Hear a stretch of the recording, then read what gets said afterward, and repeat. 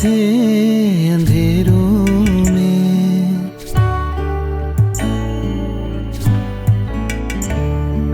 हम तो थे अंधेरों में, कलयुग के उन गलियों में तुम आकर हमें जगाते हो, जीवन मुक्ति दिलाते हो। बाबा ओ बाबा तुम आए हो, बाबा ओ बाबा तुम आए हो।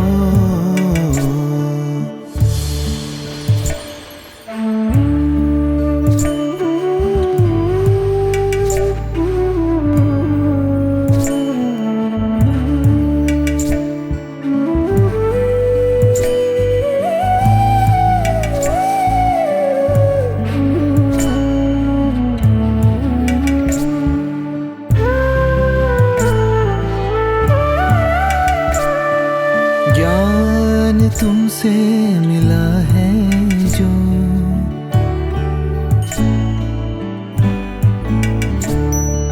ज्ञान तुमसे मिला है जो, तेरे दिल में ही रहना है, तेरे कदमों पे हमको चलना है, तुम सा हमें जो बनना है। बाबा ओ बाबा तुम आए हो, शुक्राना शुक्राना तुम आए हो।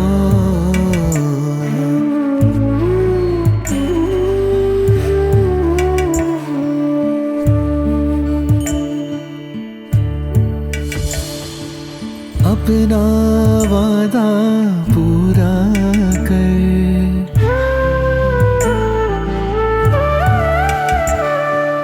अपना वादा पूरा कर, तुम कलयुग में आते हो, सतयुग को फिर से लाने तुम राजयोग सिखाते हो। बाबा ओ बाबा तुम आए हो, शुक्राना शुक्राना तुम आए हो।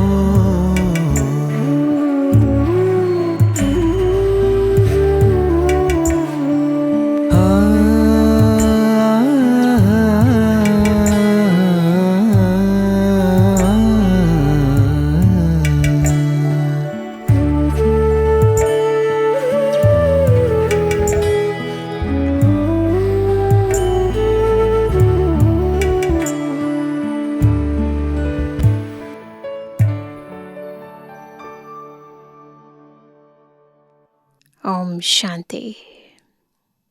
ये दुनिया स्मृति और विस्मृति का एक बहुत बड़ा खेल है। सतयुग त्रेता में हमें स्वयं की स्मृति रहती है, पर द्वापर में खुद को भी भूल जाते हैं, अपने गुणों को शक्तियों को भूल जाते हैं, और पिता की याद भी जो रहती है वो भी यथार्थ नहीं होती। तो न स्वयं का परिचय, न पिता का परिचय, न अपने आदि मध्य अंत का ज्ञान, इस बेहद की विस्मृति के कारण, स्मृति स्वरूप ना होने के कारण हमारी आंतरिक स्थिति गिरने लगती है और आत्मा भूल भुलैया के इस खेल के अंदर उलझने लगती है। और सब कुछ भूल जाने के कारण अनेक भूलें करने लगती है, और इन्हीं विकर्मों का बोझ आत्मा पर कलयुग अंत तक इतना बढ़ जाता है कि खुद बाबा को, खुद ज्ञान के सागर शिव बाबा को इस सृष्टि पर आकर हमें पुनः स्मृति स्वरूप बनाना पड़ता है। हमें रोज़ रोज़ बाबा याद दिलाते हैं कि हम कौन हैं, किसकी संतान है। और फिर भी वंडरफुल बात यह है कि आत्मा बार बार भूल जाती है। और संगम युग पर जो आत्मा निरंतर स्मृति स्वरूप बन पाती है, वही बाप समान स्थिति तक पहुंच पाती है। तो स्मृति विस्मृति का ये खेल तब तक खत्म नहीं होता जब तक आत्मा अपने संपूर्ण स्वरूप को न प्राप्त कर पाए। तो आज की मुरली भी हमें ईश्वरीय याद में टिका रही है, हमें हमारे बाबा की पक्की स्मृति दिला रही है। सुनते हैं प्यारे बाबा के मधुर महावाक्य। आज है 22 दिसंबर 2025। बाबा के मधुर महावाक्य है, मीठे बच्चे, बाप जो है जैसा है उसे यथार्थ पहचान कर याद करो।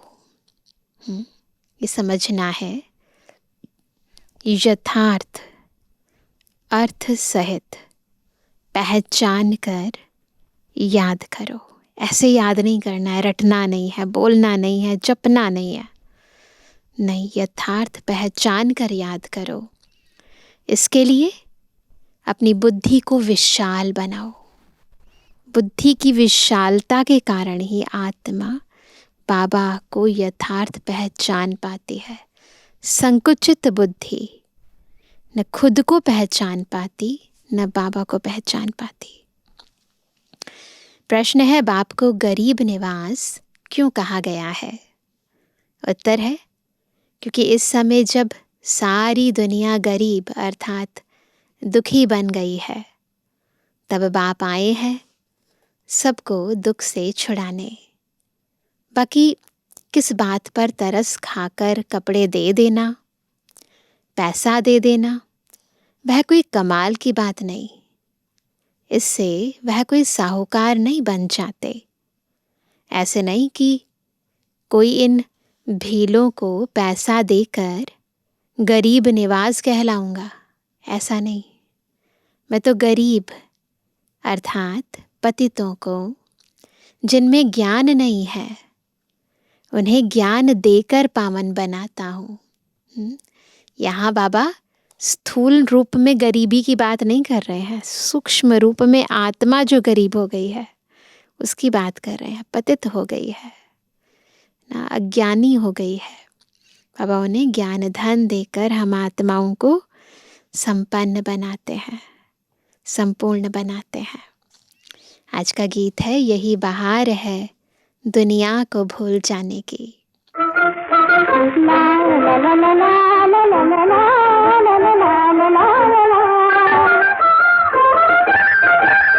यही बहार है, यही बहार है, यही बहार है दुनिया को भूल जाने की, मनाने की।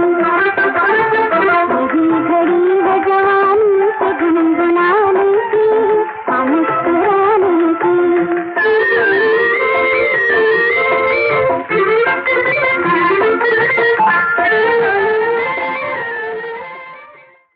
ओम शांति। मीठे मीठे बच्चों ने गीत सुना। बच्चे जानते हैं, गीत तो दुनियावी मनुष्यों ने गाया है। अक्षर बड़े अच्छे हैं। इस पुरानी दुनिया को भुलाना है। आगे ऐसे नहीं समझते थे। कलयुगी मनुष्यों को भी समझ में नहीं आता है कि नई दुनिया में जाना होगा तो ज़रूर पुरानी दुनिया को भूलना होगा। सिंपल बात है ना। भल इतना समझते हैं पुरानी दुनिया को छोड़ना है, परंतु वह समझते हैं अजुन बहुत समय पड़ा है, नई सो पुरानी होगी, यह तो समझते हैं, परंतु लंबा टाइम डालने से भूल गए हैं। तुमको अब स्मृति दिलाई जाती है। अभी नई दुनिया स्थापन होती है, इसलिए पुरानी दुनिया को भूलना है। भूल जाने से क्या होगा? हम यह शरीर छोड़ नई दुनिया में जाएंगे, परंतु अज्ञान काल में ऐसी ऐसी बातों के अर्थ पर किसका ध्यान नहीं जाता।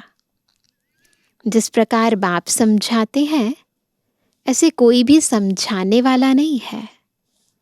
तुम इनके अर्थ को समझ सकते हो। यह भी बच्चे जानते हैं, बाप है बहुत साधारण। अनन्य अच्छे अच्छे बच्चे भी पूरा समझते नहीं हैं।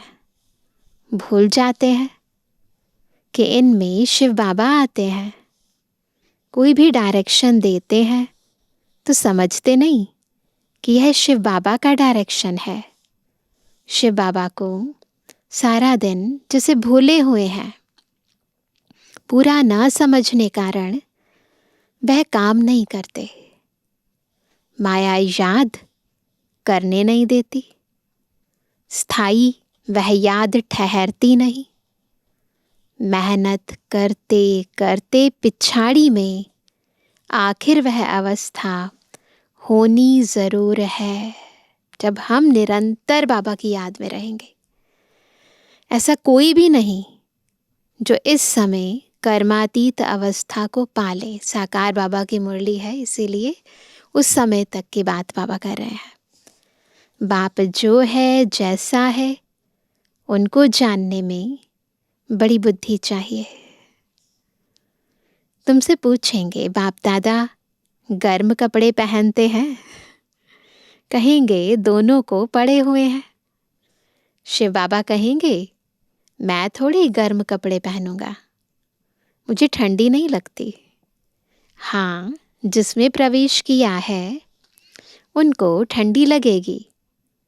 मुझे तो न भूख न प्यास कुछ नहीं लगता। मैं तो निर्लेप हूँ। सर्विस करते हुए भी इन सब बातों से न्यारा हूँ। मैं खाता पीता नहीं हूँ। जैसे एक साधु भी कहता था ना, मैं न खाता हूँ न पीता हूँ। बाबा के टाइम की बात है। उन्होंने फिर आर्टिफिशियल वेश धारण कर लिया है। देवताओं के नाम भी तो बहुतों ने रखे हैं, और कोई धर्म में देवी देवता बनते नहीं हैं। यहाँ कितने मंदिर हैं? बाहर में तो एक शिव बाबा को ही मानते हैं। मेजॉरिटी कई कंट्रीज़ के अंदर शिव बाबा को ज़रूर मानते हैं। बुद्धि भी कहती है फादर तो एक होता है, फादर से ही वर्षा मिलता है। तुम बच्चों की बुद्धि में है, कल्प के इस पुरुषोत्तम संगम युग पर ही बाबा से वर्षा मिलता है। जब हम सुख धाम में जाते हैं तो बाकी सब शांति धाम में रहते हैं। तुम्हारे में भी यह समझ नंबरवार है। अगर ज्ञान के विचारों में रहते हैं तो उन्हों के बोल ही वह निकलेंगे, है ना। जो मन में चलेगा वही वाणी से निकलेगा। तुम रूप बसंत बन रहे हो बाबा द्वारा। ज्ञानी योगी तो आत्मा रूप बनते हैं, अपने योगी स्वरूप द्वारा सकाश देते हैं, शक्ति देते हैं। बसंत बनते हैं, मुख द्वारा ज्ञान उच्चारण कर आत्माओं का कल्याण करते हैं। तुम अभी पढ़ रहे हो, पिछाड़ी तक नंबरवार पुरुषार्थ अनुसार पढ़ लेंगे। शिव बाबा हम आत्माओं का बाप है ना। यह भी दिल से लगता तो है ना, हमारा बाबा कौन है? दिल से लगता है। भक्ति मार्ग में थोड़ी दिल से लगता है ना। जब रिलेशन गहरा होता है, इमोशन ज़्यादा गहरे होते हैं, भावनाएं जुड़ी हुई होती हैं, तो दिल से लगता है। अब कहते हैं ना दिल से, बाबा मेरा बाबा। यहाँ तुम सम्मुख बैठे हो, समझते हो बाप फिर इस समय ही आएंगे, और फिर कोई और समय बाप को आने की दरकार ही नहीं, है ना। केवल संगम युग पर बाबा आते हैं। फिर कोई और समय बाप को आने की दरकार ही नहीं। सतयुग से त्रेता तक आना नहीं है, द्वापर से कलयुग तक भी आने का नहीं है। वह आते ही हैं कल्प के संगम युग पर। बाप है भी गरीब निवाज, है ना, गरीब निवाज है, अर्थात सारी दुनिया जो दुखी गरीब हो जाती है उनका बाप है। कलयुग अंत में मनुष्य आत्माएं सब दुखी हो जाते हैं, गरीब हो जाते हैं, तो सबका बाप है। इनकी दिल में क्या होगा? हम गरीब निवास हैं, सबका दुख अथवा गरीबी मिट जाए। वो तो सिवाय ज्ञान के, बिना ज्ञान के कुछ नहीं हो सकता। तो बाबा कहते वो तो सिवाय ज्ञान से कम हो ना सके। ज्ञान मिलेगा, मैं कौन हूँ, मेरा बाबा कौन है, याद कैसे करना है, तभी तो योग लगा सकेंगे। तो योग के लिए भी तो ज्ञान चाहिए ना। बाकी कपड़ा आदि देने से कोई साहूकार तो नहीं बन जाएंगे ना। तो भक्ति में भी किया ना, कितना दान पुण्य किया, तो उससे कोई आत्मा हमेशा के लिए साहूकार नहीं बन जाती है।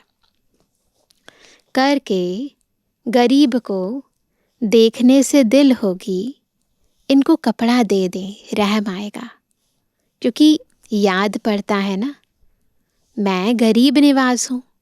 इसीलिए भक्ति में भी गरीबों को दान पुण्य करते हैं, क्योंकि कहते हैं भगवान गरीब निवास है, इसलिए गरीबों को देते हैं। साथ साथ यह भी समझता हूँ मैं गरीब निवास कोई इन भीलों के लिए ही नहीं हूँ। मैं गरीब निवास हूँ जो बिल्कुल ही पतित हैं, उन्हों को पावन बनाता हूँ। तो बाबा देह के रूप से नहीं देखते, हद की बातों को नहीं देखते, बेहद आत्मा को देखते हैं, आत्मा की स्थिति को देखते हैं। आत्मा गरीब हो गई है, तो इसीलिए आत्माओं को पतित से पावन बनाते हैं। मैं हूँ ही पतित पावन। तो विचार चलता है मैं गरीब निवाज हूँ, परंतु पैसे आदि कैसे दूँ? पैसे आदि देने वाले तो दुनिया में बहुत हैं, बहुत फंड्स निकालते हैं जो फिर अनाथ आश्रम में भेज देते हैं। जानते हैं अनाथ रहते हैं, अर्थात जिसको नाथ नहीं, अनाथ माना गरीब। तुम्हारा भी नाथ नहीं था, अर्थात बाप नहीं था, तुम गरीब थे, है ना। बोलते थे भगवान को तुम माता पिता, परंतु मानते नहीं थे ना। तो तुम गरीब थे, ज्ञान नहीं था। जो रूप बसंत नहीं वह गरीब अनाथ है ना। जो ज्ञान युक्त योग युक्त नहीं है, बाबा कहते वो आत्मा गरीब है और अनाथ है ना। अगर बाबा की याद में रहते हैं, बाबा के ज्ञान को धारण करते हैं, तो फिर बाबा मेरा है ये अनुभूति होती है। बाबा से प्राप्त सब जो भी अविनाशी खजाने हैं वो अपने समझ में भी आते हैं, अंदर धारण भी होते हैं, और उन खजानों को हम दान में भी देते हैं। तो फिर रूप बन जाते हैं और बसंत भी बन जाते हैं। तो बाबा कहते जो रूप बसंत नहीं वह गरीब है, अनाथ है। जो रूप बसंत है उनको सनाथ कहा जाता है। सनाथ साहूकार को, अनाथ गरीब को कहा जाता है। ये बेहद की बात है बाबा कह रहे हैं, हद की बात नहीं कर रहे। तुम्हारी बुद्धि में है सब गरीब है, कुछ उन्हों को दे देवें। बाप गरीब निवाज है तो कहेंगे ऐसी चीज़ें देवें जिससे सदा के लिए साहूकार बन जाए, है ना। अविनाशी खजाना ना बाबा का। बाकी यह कपड़ा आदि देना तो कॉमन बात है, उनमें हम क्यों पढ़े? इन सब चीज़ों में नहीं पढ़ना है। हम तो उनको अनाथ से सनाथ बना देवे, सबको बाबा का परिचय दे दे। भल कितना भी कोई पदम पति है, परंतु वह भी सब अल्पकाल के लिए है। यह है ही अनाथों की दुनिया। भल पैसे वाले हैं, वह भी अल्पकाल के लिए। वहाँ है सदैव सनाथ। वहाँ ऐसे कर्म नहीं कूटते हैं। सतयुग के अंदर कर्म नहीं कूटते हैं, कर्म करने के बाद पश्चाताप नहीं करते हैं। यहाँ कितने गरीब हैं, जिनको धन है उन्हों को तो अपना नशा चढ़ा रहता है। हम स्वर्ग में हैं, परंतु है नहीं, यह तुम जानते हो। इस समय कोई भी मनुष्य सनाथ नहीं है, किसी को भी बाबा का यथार्थ परिचय नहीं है। सब अनाथ हैं।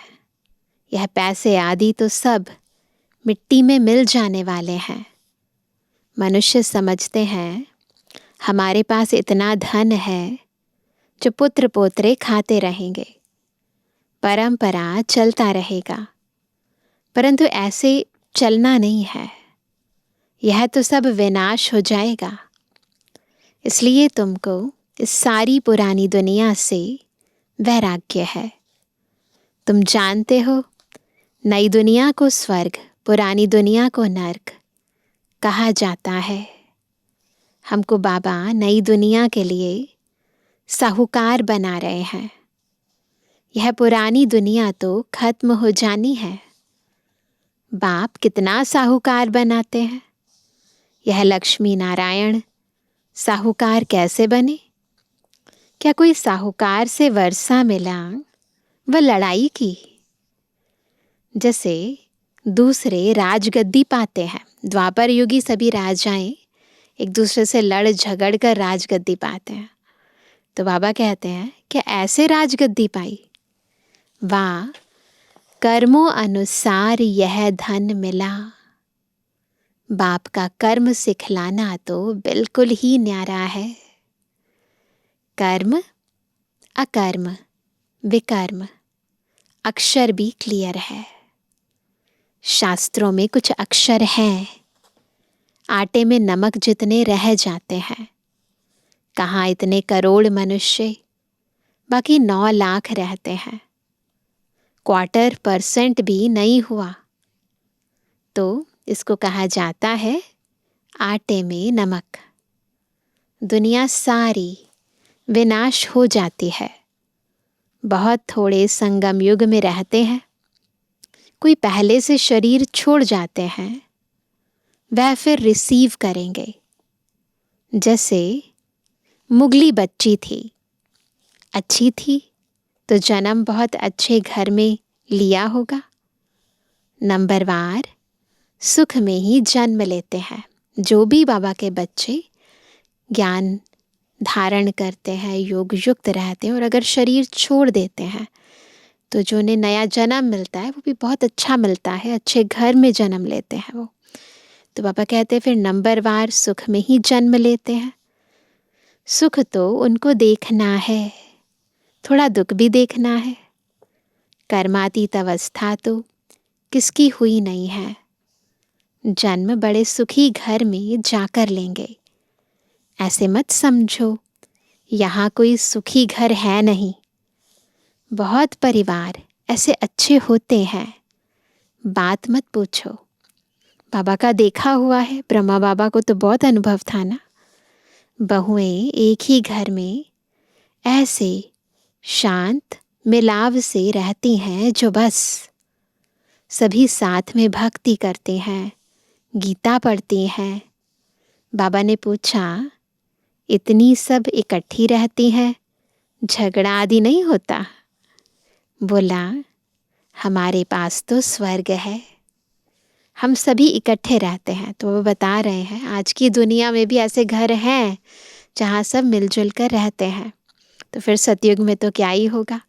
तो ऐसे बच्चे जो यहाँ, जो बाबा के बच्चे यहाँ से शरीर छोड़ते हैं और फिर जब दूसरा जन्म लेते हैं तो ऐसे घरों में ही जन्म लेते हैं ना, जहाँ स्वर्ग लगा पड़ा है। कभी लड़ते झगड़ते नहीं हैं, शांत में रहते हैं। कहते हैं यहाँ तो जैसे स्वर्ग है, तो ज़रूर स्वर्ग पास्ट हो गया है। तब कहने में आता है ना कि यहाँ तो जैसे स्वर्ग लगा पड़ा है। याद तो है ना, कभी दुनिया ही ऐसी थी। परंतु यहाँ तो बहुतों का स्वभाव स्वर्गवासी बनने का दिखाई नहीं देता। देखो, ये बाबा कंप्लेंट कर रहे हैं बच्चों से। दास दासियां भी तो बनने हैं ना। फिर बाबा ज्ञान युक्त तरीके से संकल्पों को शांत कर रहे हैं कि सब राजधानी स्थापन हो रही है ना। यह राजधानी स्थापन होती है। बाकी जो ब्राह्मण बनते हैं वह दैवी घराने में आने वाले हैं, परंतु नंबरवार। सब नंबरवार है ना, परंतु नंबरवार हैं। कोई तो बहुत मीठे होते हैं, सबको प्यार करते रहेंगे, कभी किसको गुस्सा नहीं करेंगे। गुस्सा करने से दुख होता है। जो मनसा वाचा कर्मणा किसको दुख ही देते रहते हैं, उनको कहा जाता है दुखी आत्मा। जैसे पुण्य आत्मा, पाप आत्मा कहते हैं ना, शरीर का नाम लेते हैं क्या? आत्मा है ना ऐसी। वास्तव में आत्मा ही बनती है। सब पाप आत्माएं भी एक जैसी नहीं होती हैं। पुण्य आत्मा भी सब एक जैसी नहीं होती। नंबरवार पुरुषार्थ अनुसार होते हैं। स्टूडेंट खुद समझते होंगे ना कि हमारे कैरेक्टर्स, अवस्था कैसी है, हम कैसे चलते हैं। सबको मीठा बोलते हैं, कोई कुछ कहे हम उल्टा सुल्टा जवाब तो नहीं देते हैं। ये सब चेक करना है। बाबा को कई बच्चे कहते हैं बच्चों पर गुस्सा आ जाता है ना। अभी भी कई लोग कहते हैं कि हमें बच्चों पर गुस्सा आ जाता है, कहना नहीं मानते हैं। तो उस समय बाबा को भी कई बच्चे कहते थे कि बच्चों पर गुस्सा आ जाता है। तो बाबा क्या कहेंगे? बाबा कहते हैं जितना हो सके प्यार से काम लो, निर्मोही भी बनना चाहिए। यह तो तुम बच्चे समझते हो। हमको यह लक्ष्मी नारायण बनना है। क्या है हमारा लक्ष्य? लक्ष्मी नारायण बनना। एम ऑब्जेक्ट सामने खड़ी है। कितनी ऊंच एम ऑब्जेक्ट है। पढ़ाने वाला भी हाईएस्ट है ना। श्री कृष्ण की महिमा कितनी गाते हैं। सर्वगुण संपन्न, 16 कला संपन्न। अब तुम बच्चे जानते हो हम वह बन रहे हैं। तुम यहाँ आए ही हो यह बनने के लिए। तुम्हारी यह सच्ची सत्यनारायण की कथा है ही नर से नारायण बनने की। अमर कथा है अमरपुरी जाने की। तो सत्यनारायण की कथा भी है, अमरनाथ की कथा भी है और तीजरी की कथा भी है। कोई सन्यासी आदि इन बातों को नहीं जानते। कोई भी मनुष्य मात्र को ज्ञान का सागर व पतित पावन नहीं कहेंगे। जबकि सारी सृष्टि ही पतित है, तो हम पतित पावन किसको कहें? यहाँ कोई पुण्य आत्मा हो ना सके। बाप समझाते हैं यह दुनिया पतित है।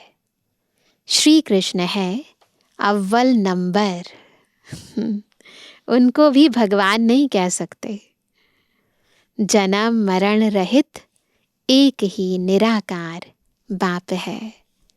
गाया जाता है शिव परमात्माए नमः, है ना। शिव महापुराण का पहला श्लोक, ब्रह्मा देवताए नमः, विष्णु देवताए नमः, शंकर देवताए नमः, शिव परमात्माए नमः।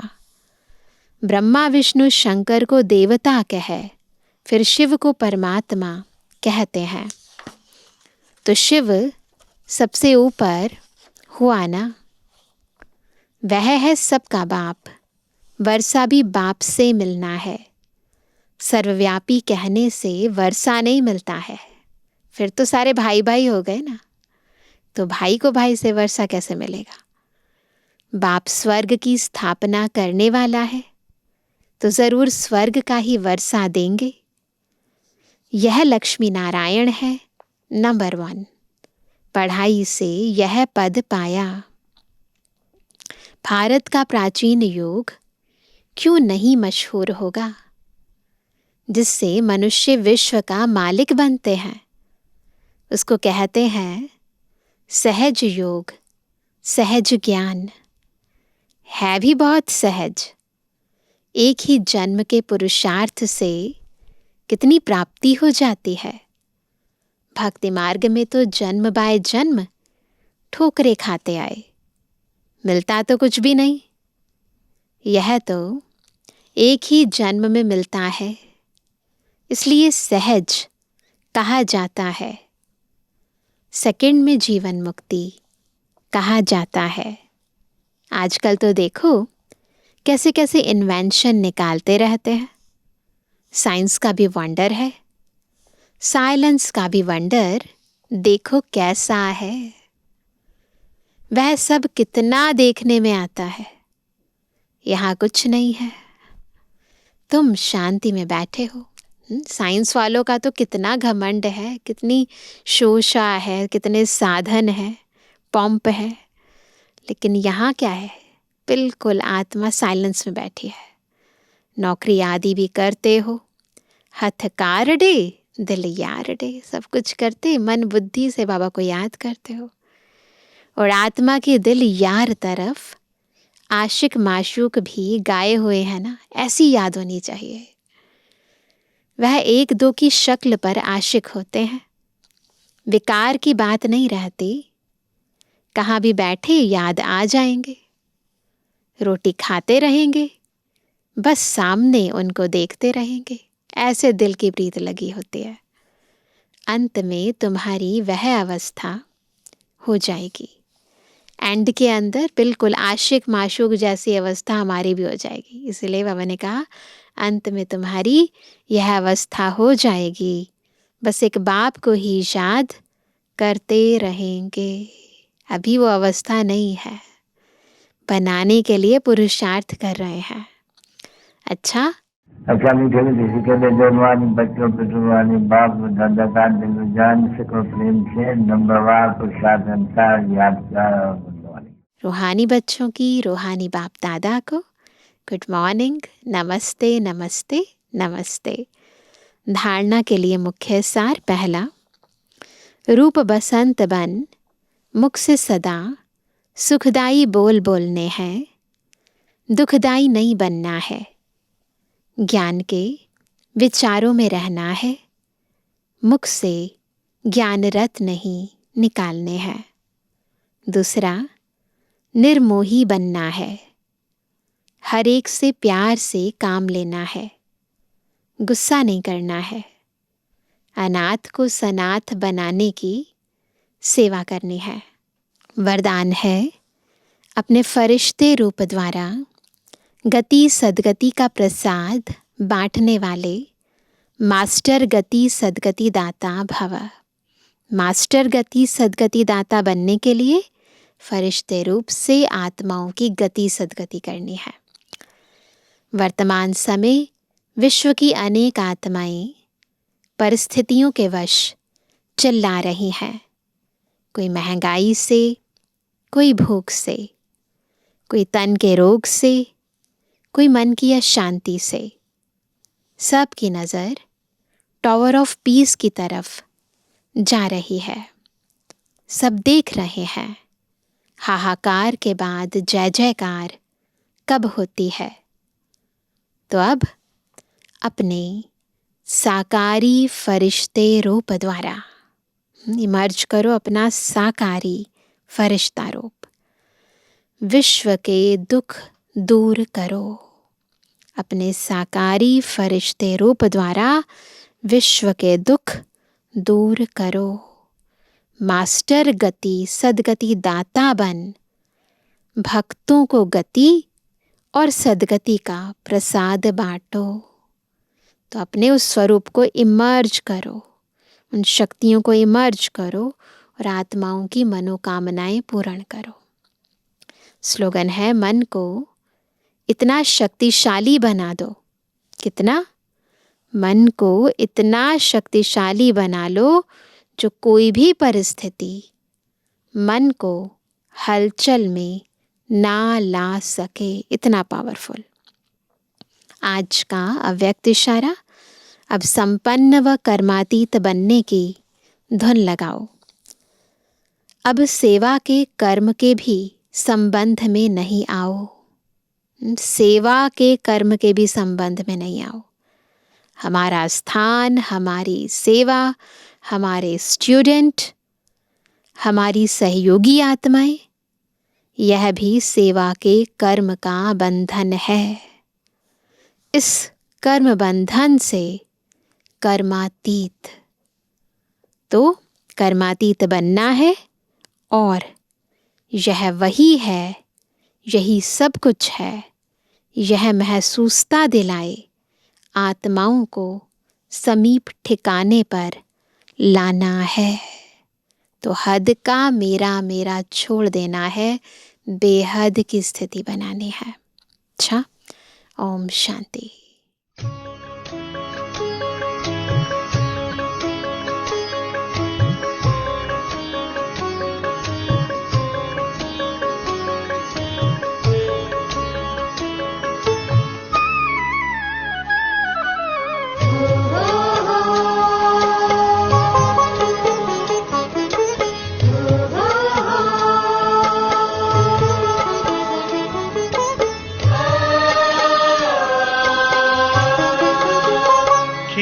खुशी के हजार उपवन हमारी राहों में,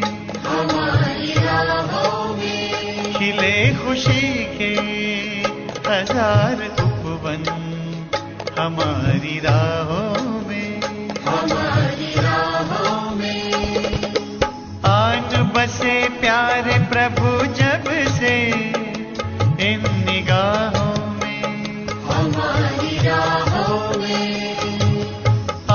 बसे प्यारे प्रभु जब से इन निगाहों में, हमारी राहों में खिले खुशी के हजार उपवन हमारी राहों में, हमारी राहों में।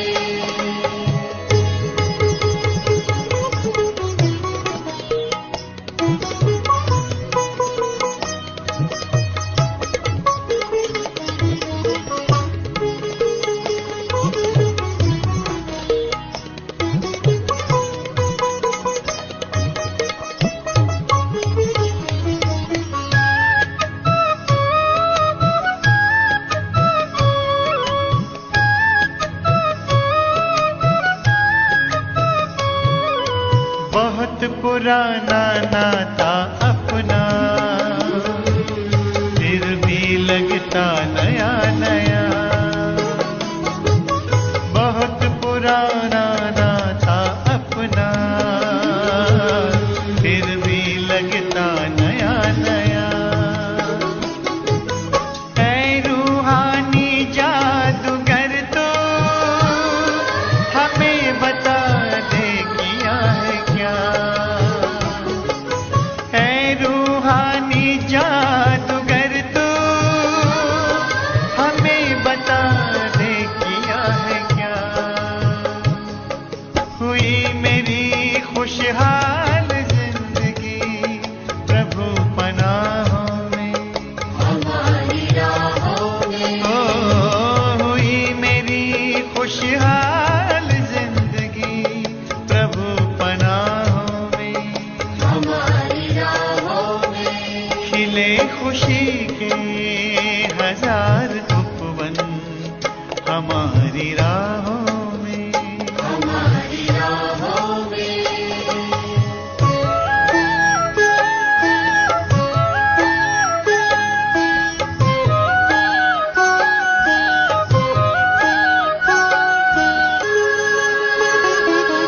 रूप अनूप यही नैनों में अपने निस दिन घूम रहा, रूप अनूप यही नैनों में, अपने निस दिन घूम रहा। अनहद के नाद सुने तेरे, अंतर आनंद समा रहा। अनहद के नाद सुने तेरे, अंतर आनंद समा रहा। सबको बुलाए तुझसे मिलाए, शीतल छाँव में हमारी राहों में। ओ सबको बुलाए तुझसे मिलाए, शीतल छाँव में हमारी राहों में। खिले खुशी के हजार उपवन, हमारी राहों में हमारी राहों में।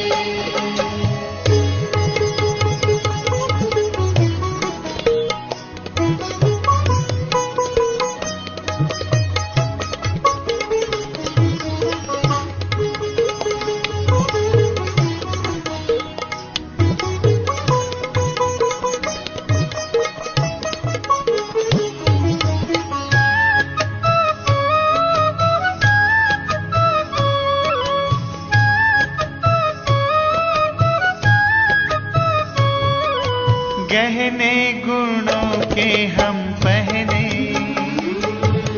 हीरा हमें बनाया है। गहने गुणों के हम पहने, हीरा हमें बनाया है। पवित्रता के मोती भर के मस्तक को चमकाया है। पवित्रता के मोती भर के मस्तक को चमकाया है। किरण किरण उतर उतर बिखर गई सभी दिशाओं में हमारी राहों में। ओ किरण किरण उतर उतर बिखर गई सभी दिशाओं में हमारी राहों में। खिले खुशी